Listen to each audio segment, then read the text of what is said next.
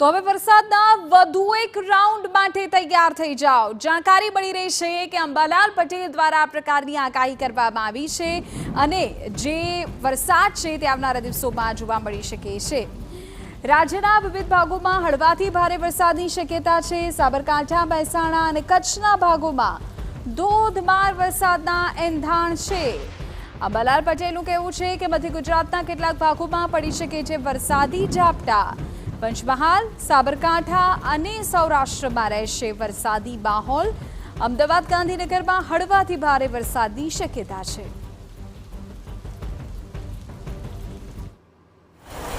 હાલમાં જોવા જઈએ તો લગભગ રાજસ્થાનના સર્વના ભાગોમાં વધુ વરસાદ થવાની શક્યતા રહે છે।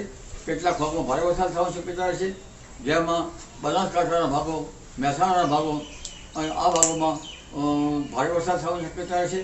કચ્છના કેટલાક ભાગો પર ભારે વરસાદ થવાની શક્યતા રહે છે, જ્યારે મધ્ય ગુજરાતના ભાગોમાં હળવા ભારે વરસાદી ઝાપટા પડવાની શક્યતા રહે છે।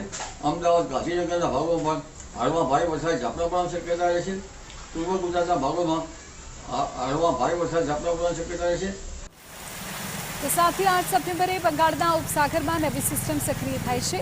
10મી સપ્ટેમ્બરે એ સિસ્ટમ ડીપ ડિપ્રેશનમાં ફેરવાય તેવી શક્યતા છે।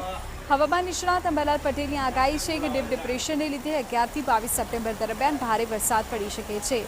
પંચમહાલ, સાબરકાંઠા અને કેટલાક અન્ય ભાગોમાં પણ ભારે વરસાદ વરસી શકે છે। ઉત્તર અને દક્ષિણ ગુજરાતના કેટલાક ભાગોમાં પણ ધોધમાર વરસાદના એંધાણ છે। તારીખ 7-8 સપ્ટેમ્બરમાં એક બીજી સિસ્ટમ બની રહી છે અને તે ધીરે ધીરે લો પ્રેશરમાં ફેરવાઈ જાય તેવી શક્યતા છે। કદાચ ડીપ ડિપ્રેશન પણ બની શકે, જેના લીધે તારીખ 10 થી 11-12માં પૂર્વ ભારતના ભાગોમાં વરસાદ થઈ શકે છે। ત્યાંથી ટર્ન લઈને આ સિસ્ટમ લગભગ મધ્યપ્રદેશ સુધી આવવાની શક્યતા રહે છે।